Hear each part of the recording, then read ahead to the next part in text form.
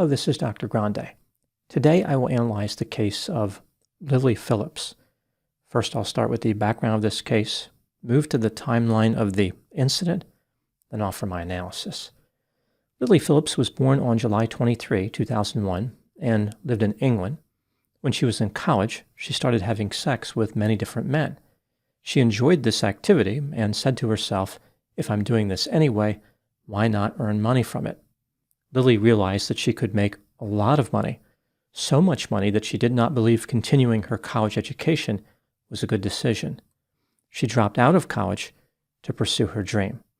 When Lily Phillips was 18 years old, she started an OnlyFans account. This is a social media platform popular with clothing-challenged performers. Content creators can earn money from paid subscribers and by charging for performances. For example, a man may request a custom video featuring an OnlyFans creator wearing lingerie and engaging in self-service activity. In addition to OnlyFans, Lily started an Instagram account. At the time I'm making this video, she has over 600,000 followers. This account features a number of photographs of Lily wearing bikinis. Lily started performing in adult films.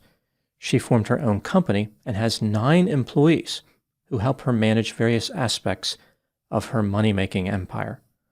Desperate to achieve fame, Lily came up with a plan to boost her popularity.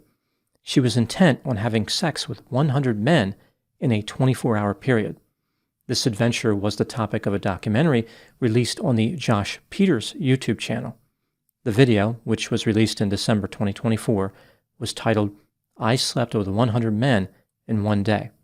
It featured conversations that Josh had with Lily as she prepared for the event and when the event was over. Many of the faces were blurred out in the documentary, perhaps indicating the high level of shame associated with Lily's mission. Now moving to the timeline of the incident. Lily's event took place on October 19, 2024, at an Airbnb in the upscale West London area of Chelsea. Prior to this, she had recruited male participants who were willing to have sex with her. Each man was promised 5 minutes of action. During the course of the day, the men showed up. The activity started at about 9 a.m.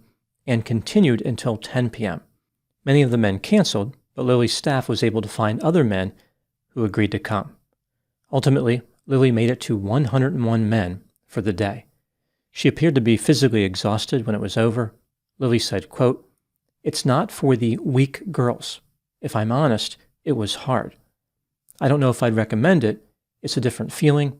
It's just one in, one out. It feels intense," unquote. In a tearful moment in the documentary, Lily explained how she was upset because some of the men did not get the 5 minutes with her that they were promised. She had to cut them short and felt badly about it. Since this marathon, Lily has made various statements about future plans. 100 men was just the beginning. Lily wants to break the record for the number of men in a 24-hour period. Currently, the record is held by a woman who had a marathon in Poland. She managed to have sex with 919 men. Lily wants not only to break this record, but to reach 1,000 men, believing it would be kind of iconic. She referred to the 100-man adventure as a dry run, although I doubt that dry is the best descriptor to use there. Lily is planning the 1,000-man event for January or February 2025. It will be live-streamed on her OnlyFans account and, of course, recorded for future enjoyment. Now moving to my analysis.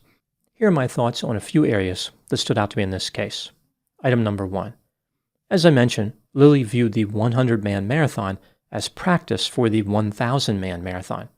She recognized the challenging logistics behind accommodating such a large number of men in a single day. During an interview, Lily said that she wanted to create a conveyor belt of blank. The blank rhymes with the word mock. Her plan was to restrict each man to 1 pump in and 1 pump out. Then they must quickly depart. During the 100-man experiment, Lily realized that it took the men a long time to get undressed before the performance and dressed after the performance. There was also some small talk before the sex started. Lily has identified these areas as problematic. They need to be eliminated in order to streamline the process. The men need to be ready to go when they first encounter Lily, and they need to get lost the second the encounter is over. Furthermore, there is no time for conversation. I find it curious that all the components which could make the interactions seem at least a little bit authentic or natural will be removed from the process. Lily indicated that the 100-man marathon made her feel robotic. However, her ideas for streamlining are only going to intensify that feeling. Any hint of humanity will be eradicated, just like Lily's dignity and that of her male participants. Item number 2, Lily's plan to have a 1,000-man adventure is plagued by logistical difficulties. For example, the cancellation rate was a problem for the 100-man event. Given the shorter interaction which would occur with 1,000 men, it stands to reason the cancellation rate will be even higher, not as much as being offered by Lily to each participant in the larger group. Lily plans on booking extra men to compensate. Even though the plan is based on 24 hours, Lily wants to complete her mission in a maximum of 17 hours. With 24 hours, she would have had 1.44 minutes for each sexual encounter. With 17 hours, she has just over a minute per encounter. Lily's plan is to hire people she referred to as fluffers to get the men ready for the encounter. These women will be other OnlyFans creators. In addition to getting the men excited, these creators can offer additional pumps so the men can finish. This means the plan will now involve more than just sex with Lily. She is dragging other women into her mission. I'm not sure if Lily has thought this through. If she is going to service 1,000 men, this means the fluffers will be having sex with the same 1,000 men. The quantity of interactions for each one will be reduced because there will be multiple fluffers.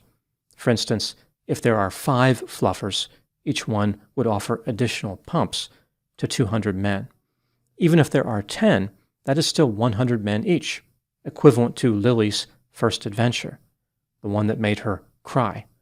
It's one thing for Lily to put herself in harm's way, but now she wants to do the same thing for other OnlyFans content creators.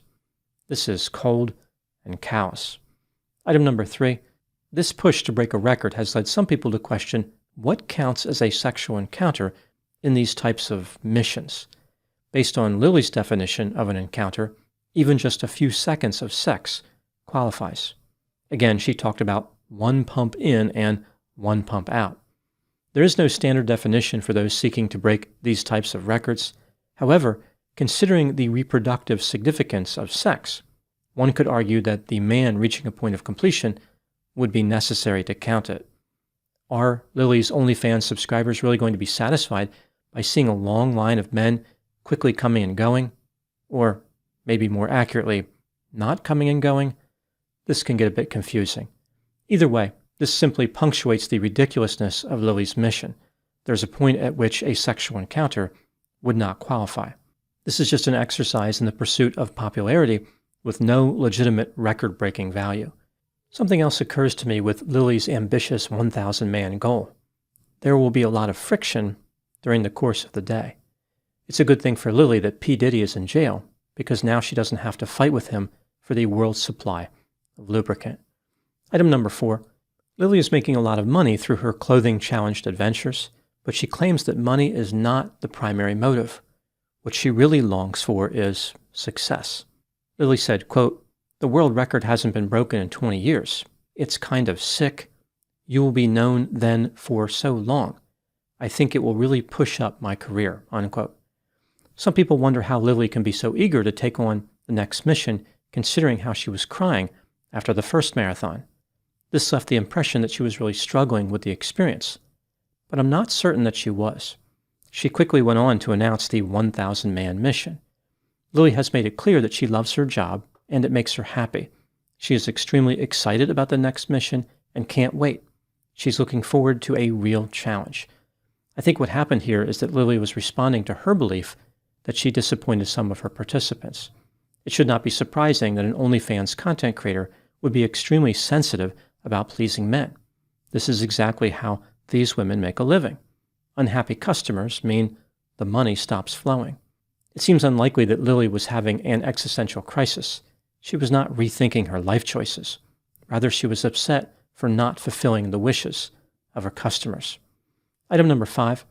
One thing that struck me about the documentary is how haphazard and disorganized everything in it was. The video recording itself, the interviews, Lily's behavior, the behavior of her employees, and the behavior of the participants. Lily's event was poorly planned and executed. Nobody had any idea what they were doing. It doesn't surprise me that many of the faces were blurred out. Nobody would want to be associated with such a disturbing event. Furthermore, I found it worrisome, although not surprising, that Lily had no significant trouble finding people to participate. Not just the men, but her workers. Nobody appeared to be thinking about Lily's well-being. Even if someone were to assume that she was somehow immune to emotional harm, there are other risks to consider. For example, Lily's workers did not check to see if participants had criminal records.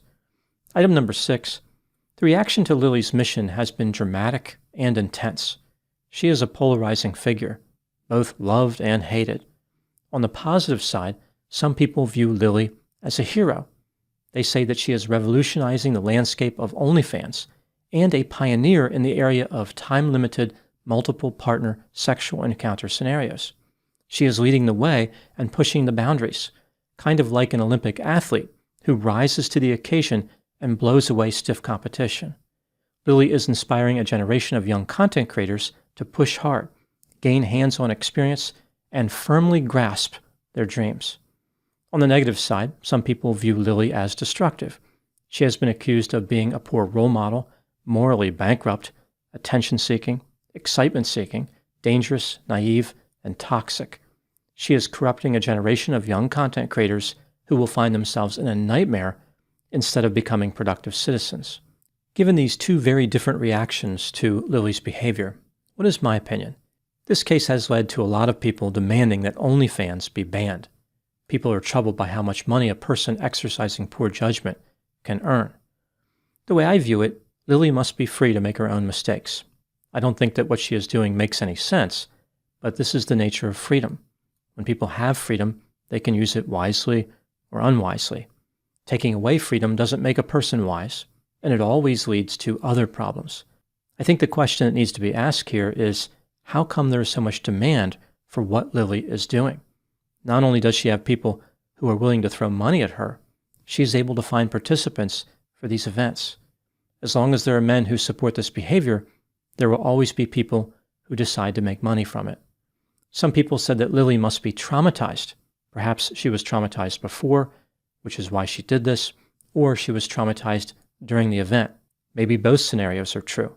I have no way to know if Lily was traumatized or not.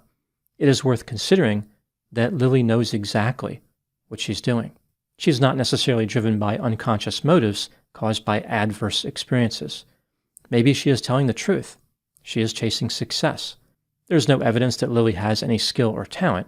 Therefore, she has adopted hazardous behavior in the hope of hitting it big. I don't think her behavior is sustainable, advisable, or will end well for her, but it is her decision to make. Those are my thoughts in the case of Lily Phillips. Thank you so much for watching. I'll talk to you soon. For years in counselor education, there was this theory, which was highly prevalent, very popular among many educators, that promiscuous behavior by women meant that there had to be some type of troubled history. There might be a few exceptions, but in general, it was viewed as though there was a connection there. Promiscuity means adverse childhood experiences. It means trauma. It means something went wrong early on. This wasn't even a debate years ago. This was the way that counselor educators and other people who teach psychotherapists thought about this. Sometime later, but still before OnlyFans, this way of thinking started to change. More counselor educators looked at that assumption and said, that's kind of judgmental. Maybe there are other reasons that drive the promiscuous behavior. They also didn't like the double standard. Men could be promiscuous, and that wasn't a problem, but if women were promiscuous, it was a problem. Now that OnlyFans is available, there's even more emphasis on this point, because it is easier than ever to make money, so more women are drawn into that line of work. Maybe that is the motivator. It is simply financial. This idea that promiscuity is connected to a troubled history just doesn't make sense in light of all these people motivated to make a living. Even though there has been a change in thinking among many counselor educators, the pendulum is starting to swing the other way. Even with OnlyFans, even with the money motive now being apparent for many people, there's a concern that promiscuous behavior could point to something in a person's past. Each situation, of course, has to be approached individually. There's no way to know what any particular person's situation is unless someone talks to them.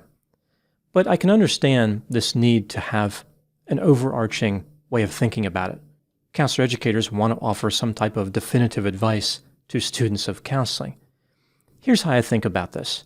Imagine driving a car very late at night, like midnight or maybe 1 or 2 in the morning, and the car in front of you is swerving all over the road.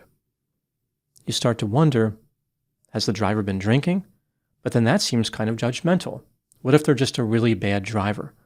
What if they are doing this intentionally, like they're swerving back and forth as some type of prank or something?